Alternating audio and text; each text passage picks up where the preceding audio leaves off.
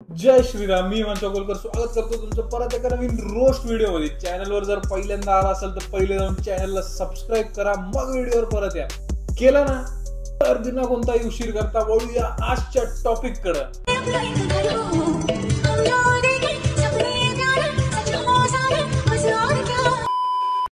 युट्यूबवर आहे ना स्पेशली मराठी कॅटेगरी मध्ये सक्सेसफुल होण्यासाठी काही स्पेशल गोष्टी नीडेड आहे. एक, तुम्ही एक बाई पाहिजे, ते तर मी नाही. दोन, तुमच्याकडे एखादा तरी नवरा पाहिजे, तो पण माझ्याकडे नाहीये. तीन, तुम्ही एखादा परदेशात पाहिजे, ते पण मी नाहीये. साला इथं चौकाच्या बाहेर जाणं होईना. तर आजची आपली पाहुणी युट्यूब साठी अशीच एक सर्व गुण संपन्न असलेली एक कार्यकर्ती आहे. जी हा, इंडियन मॉम इन युरोप. ही एक बाई आहे, हिच्याकडे एक नवरा पण आहे आणि ही विदेशात पण आहे. सक्सेसला तर झक मारून येणं हिच्याकडे. आता तुम्ही म्हणाल की तुझ्याकडे तर यातली एक पण गोष्ट नाही, मग तू कस काय युट्यूब वर सक्सेसफुल होशील? तर याला पण एक स्कीम मध्ये उपाय, ते म्हणजे यांच्यासारखे अशा सर्व गुण संपन्न लोकांचे व्हिडिओ घ्यायचे, टॅग घ्यायचे, त्यांना रोस्ट मारायचे, छापा व्ह्यूज. सक्सेस ही सक्सेस.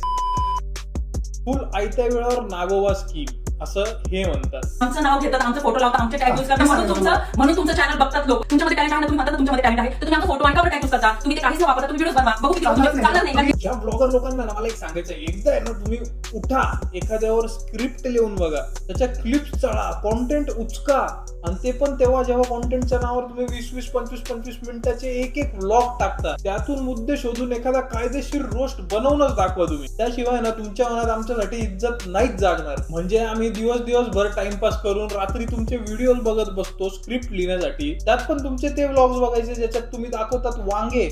22-22 मिनिटं तुमचा फ्लेक्स बघायचा. तुमच्या त्या वांग्यांसारखे गोल गोल खड्डे झाले आमच्या डोळ्यांखाली स्क्रिप्ट लिहिता लिहिता, आणि तुम्ही एका झटक्यात आम्हाला टॅलेंटलेस घोषित करून टाकलं. आमच्यामध्ये टॅलेंट होता म्हणून आम्ही ना मेहनत करून इथपर्यंत पोहोचलो. पहिले तर ना यांचा टॅलेंट नेमका आहे काय तेच मला समजेना. म्हणजे कॅमेरा उचलायचा आणि निघायचं, मी इकडे गेलो तिकडे गेलो, हे खाल्लं ते केलं. आणि याला जर तुम्ही टॅलेंट म्हणत असाल ना तर आता स्कीम झाली अशी की आमचे काही जुने संबंधी होते, त्यांनी यांच्या विरोधात रोज दूध उत्पादन केलंय, मिल्किंग. म्हणजे एखाद्या टॉपिक्सवर व्ह्यूज येत आहेत, त्याला पूर्ण चघळून टाकायचं, त्याचा पूर्ण रस काढून टाकायचा. आता अशा सिच्युएशन मध्ये नेमकं होतं काय? आता रोज आणि प्रत्येक ब्लॉग मधून तुम्ही फनी पॉइंट्स काढाल कुठून? मग उगाच काही पण मुद्दे काढायला लागतात, जशी हिने गाडी इथंच का लावली, अशीच का लावली, बसच का नाही दाखवली, हाच का सोबत नव्हता आणि तोच का सोबत नव्हता, तू सासूला सासूच का म्हणती, ब्ला ब्ला. हे लोक मेंटली सिक लोक आहेत. तर आज सकाळी उठले होते मी आणि म्हटलं छान सकाळ आहे, आज एकदम छान व्हिडिओ बनवू तुमच्या सगळ्यांसाठी. पण व्ह्यूज खूपच ड्रॉप झालेत, मग करणार काय ना.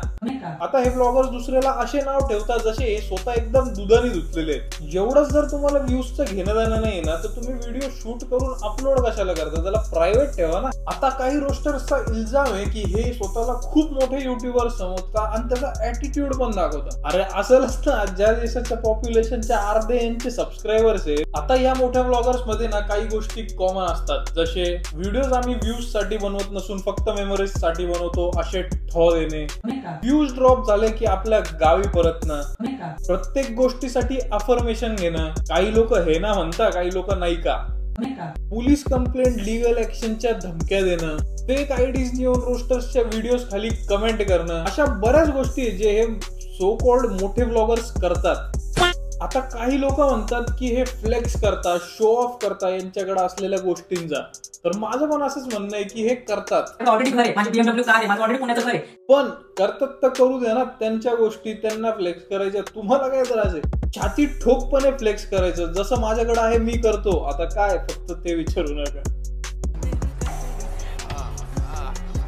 Indian mom in Europe versus roaster reactors यांच्यामध्ये जे भांडणं चालू आहे ना, त्याच्यात मला वाईट एकाच वाटतं, तिच्या नवऱ्याचं. एकदम गौ माणूस आहे बिचारा.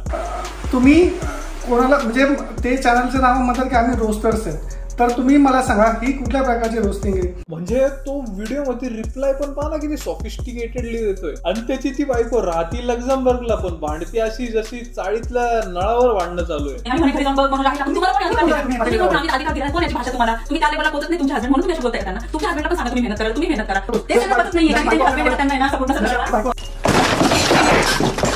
मनोज दादा, आय फील यू.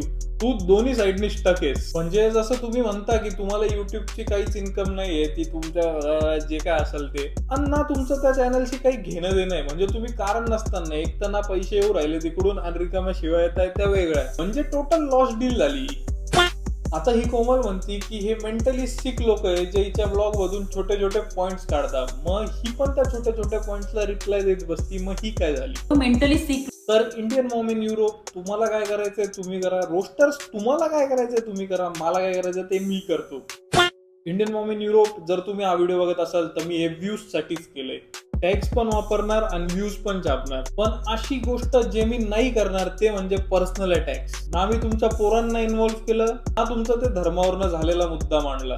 रोस्टिंगचा अर्थ आहे ना काही लोकांना कळतच नाही. म्हणजे उगाच काही मुद्दे घ्यायचे आणि भांडत बसायचं असं थोडीच राहते. आता एवढं सगळं एक्सप्लेनेशन देऊन सुद्धा जर तुम्ही पोलीस कंप्लेंट मध्ये माझं नाव ऍड केलंच तर, कारण roasting and reaction is legal and comes under criticism category. तुम्ही हा व्हिडिओ बघाल याची मी गॅरंटी घेतो, कारण लिंक मीच पाठवणार आहे तुम्हाला.